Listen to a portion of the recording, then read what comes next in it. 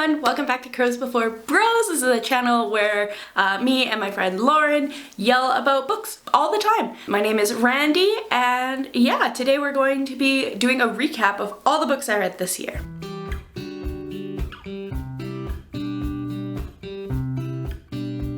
So this year I read 148 books, so I thought it'd be fun to look at each of those books and give you a quick review in 10 seconds or less of what I thought of it and whether you should read it. We're going to be rating things on a scale of read it to meh to pass, meh being like read it if it sounds like it interests you, but it didn't hit everything I wanted in a book. I really wanted to start with a caveat that I did read a lot of books this year, but I don't want that to be a source of comparison.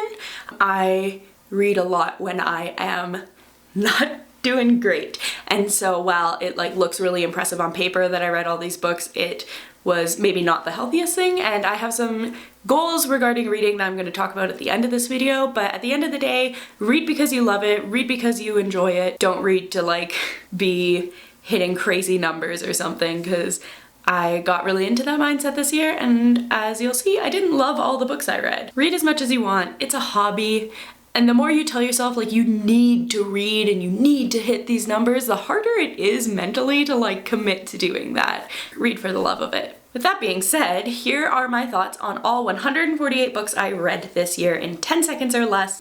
Let's go. We're starting off with The Forgotten Memories of Vera Glass. This is a beautiful book about the importance of memories and how our relationships are sacred and formative to us. It is really, really impactful. Definitely recommend that you read it. Next we have The Southern Book Club's Guide to Slaying Vampires. There were bugs in her ears, and I'm not a horror girly. It's not for me. Pass. Shatter Me, Destroy Me, Unravel Me. I read these out of a sense of FOMO, but they weren't for me. I should have DNF'd partway through the first. It's like creative writing gone astray. I didn't love it. Pass. The Inheritance Games, Hawthorne Legacy, and Final Gambit was a super, super fun series. It's like Knives Out and very riddly and mystery based. I loved it a lot. I loved all these characters. Read it. Unholy, Unsold, Undivided, and Unbound was all part of the Unwind Dystology, and they're so good. This is my favorite series of the year. It was really, really impactful. Definitely read it. Divergent, Insurgent, Allegiant. The first one's good. The other ones are pretty boring. Maybe read the first if you're interested in it. Overall, a solid meh. The X-Talk is a workplace enemies to lovers. It's pretty enjoyable, pretty light, fluffy, easy read. I'd recommend reading it. The Folk of the Air is a wild ride. It feels like that one John Ralphio quote. Tommy T, you just missed the craziest of crazies. Clubs, girls, dancing, naked, mom, argument, police, fleeing the scene, hiding in a dumpster, coming here, crashing on your couch for a week because technically I'm homeless. I made a playlist based on Folk of the Air, and it ran my music stats for the entire year. Read it. People We Meet on Vacation is the perfect friends to lovers. Emily Henry is my hero. She's so good. I love her romance books. Read it. The Bromance Book Club. A lot of people love this one. I felt pretty whatever towards it. It's a cool idea, but I feel like I didn't like the characters very much, so meh. The Invisible Life of Addie LaRue was a reread for me this year, and I adore this book. It is so good. I truly believe it should be a classic one day. Definitely read it. Nick and Nora's Infinite Playlist is a book that I missed when it was really, really popular, and so I read it this year thinking it'd be way cooler than it is. I think it's a solid pass. Fat Chance Charlie Vega is the book I needed as a teenager, about how fat girls deserve love and respect too and can do great things. I loved it. Read it. These Violent Delights and Our Violent Ends was gorgeous and confusing. I was very confused for the first part of it, but once we got going, I loved it. The drama at times is unmatched. Read it. The Kiss Quotient, I read the opening chapters of this book at my dentist and was in a full panic. It's pretty good though. Read it. The Flat Share is my favorite Beth O'Leary book that I've read so far. It is such a fun take on a one-bed trope, and I highly recommend it. Read it. The Seven Husbands of Evelyn Hugo is possibly one of the most hyped books I read this year, and it's mostly worth it. The hype did make it feel like I should be fundamentally changed as a person, and while I didn't feel that, I did enjoy it a lot. It's very enjoyable. Read. How the King of Elfhame Learned to Hate Stories is a beautiful short story with gorgeous illustrations. I use them as my phone background a lot of the time, and it's just so enjoyable. The hardcover is beautiful. Definitely read it. I read Legendary and Finale this year. I think that they were both much higher stakes than Caraval and more enjoyable reads. Once Jax is introduced, I was really, really sold. I need to read his companion series this year. Read it. The Darkest Part of the Forest is a very fun read, but pretty forgettable. I feel like I really enjoyed the process of reading it, but pretty immediately forgot everything that happened. It's a meh for me. Such a Fun Age is a beautiful book about how race subtly impacts our interactions with each other, and I really was challenged by this book. Read it. Verity. I did not like this one at all, guys. It feels edgy for the sake of being edgy without any substance.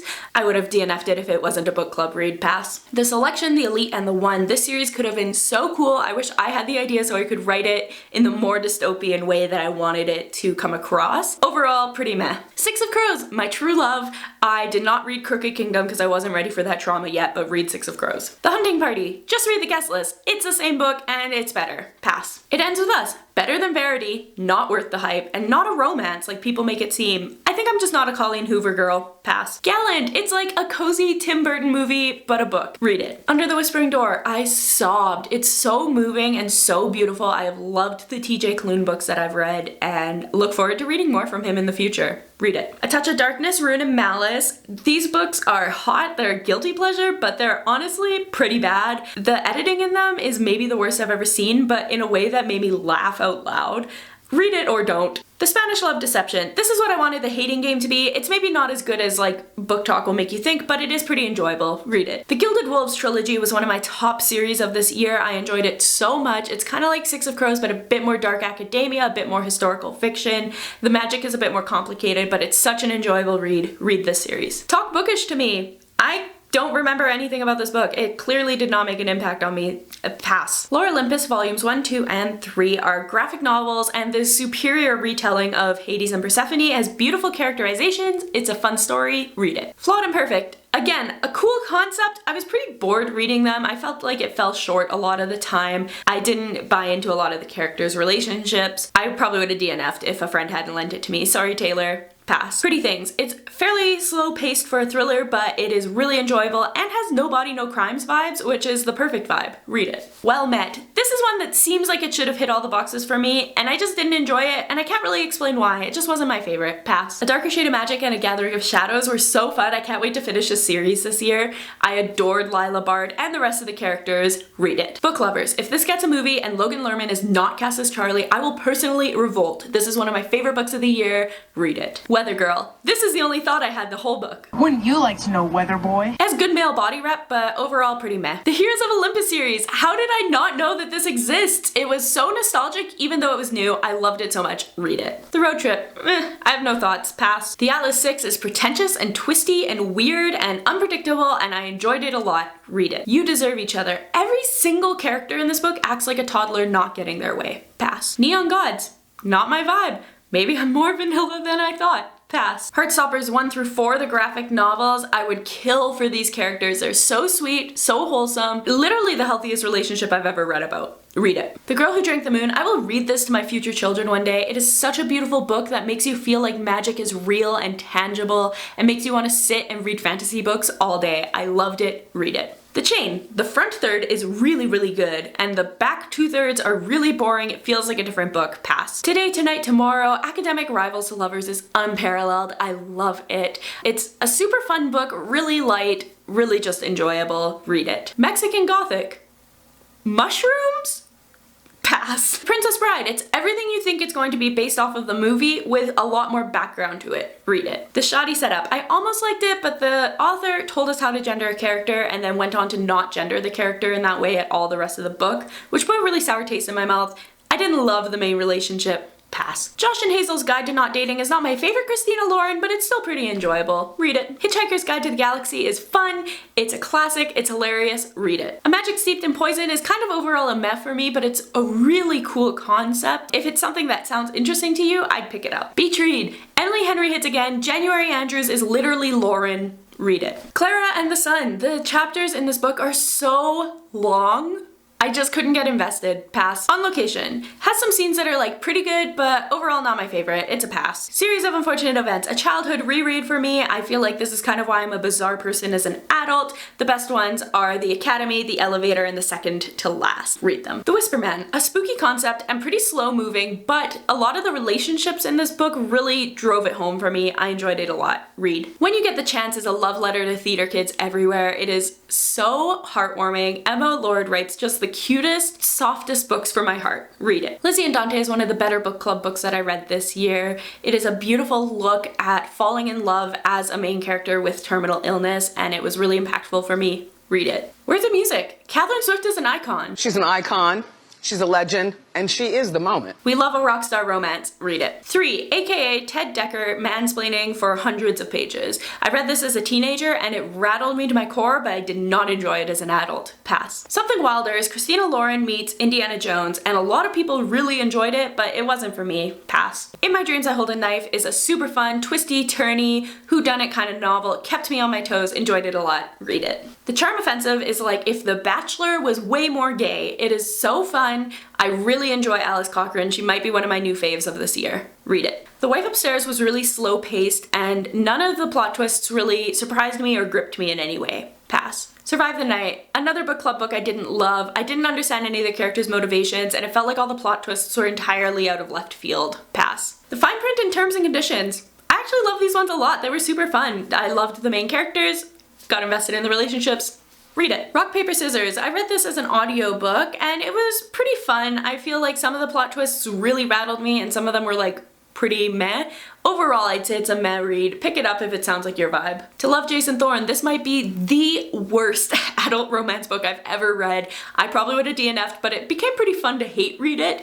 A hard pass. Galatea is a short story with that classic Madeline Miller vibe. It is so haunting, so moving, and really itty bitty. Read it. Twilight. Honestly, not as bad as I thought it would be, but it's also not worth the time it takes to get through the whole thing. Just watch a movie, it's so funny. Pass. Better Than the Movies and Better Than the Prom. These are so cute. These are also one of my top ones of the year.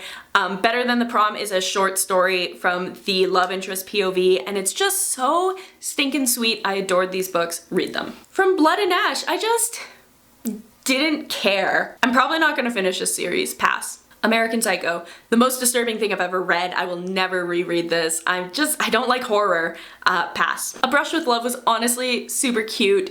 I realized while scripting it that the title is a dental pun. Read it. The Dead Romantics, overall cute. It has such an interesting concept that I've never seen before.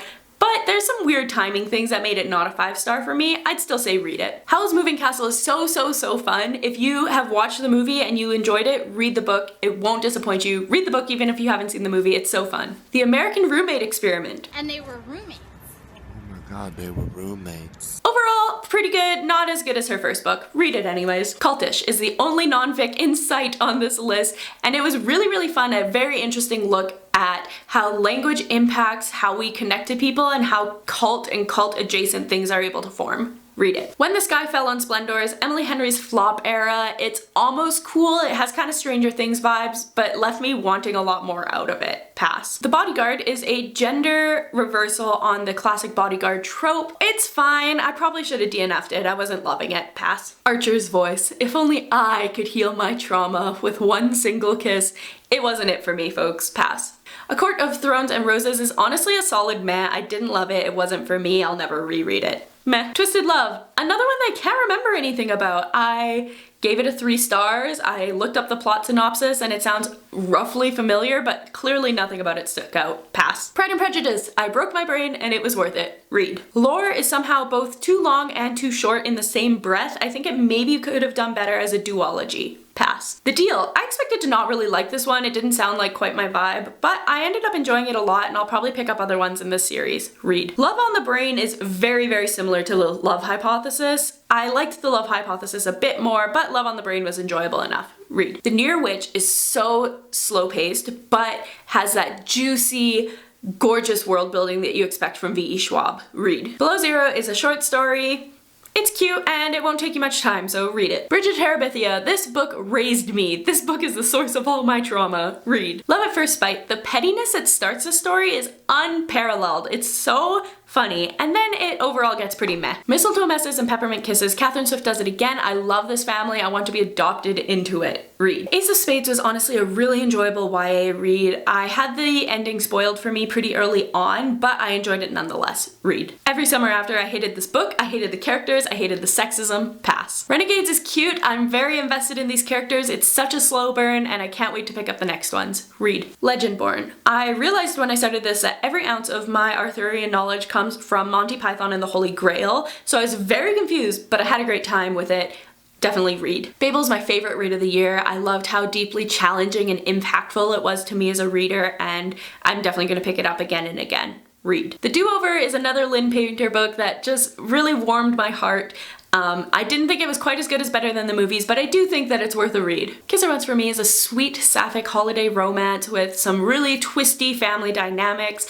I enjoyed it a lot. There are moments that fall a bit flat, but overall I'd say read this book. A Court of Mist and Fury. This book did not need to be 600 pages, and while it is more enjoyable than the first, I just don't think that this series is for me. Meh. So yeah, those are all the books I read this year. Going into the new year, I have kind of different goals than I did going into this one. I've decided to not have a book number goal this year and instead made all my goals around my enjoyment and engagement with books. As you saw, there's a lot of books that I read this year that I feel pretty meh or pass on, and I read a lot of these books because I wanted to amp up my numbers, even if I wasn't enjoying it. My story graph actually shows that romance is my most read genre, which doesn't actually align with my preferences. I'd actually say that fantasy and dystopian and kind of YA are much more my vibe. In looking back, I'm realizing that I read a lot of books that didn't excite me even from the get-go conceptually because I knew that they'd be easy for me to digest and easy for me to boost my numbers. I want to engage in this hobby that I love in a healthier way this year. So instead this year, I'm gonna let myself DNF books, which is such a thing for me to overcome. And I wanna read some books that challenge or scare me in different ways. Babel was my favorite read this year and it was so challenging to me and I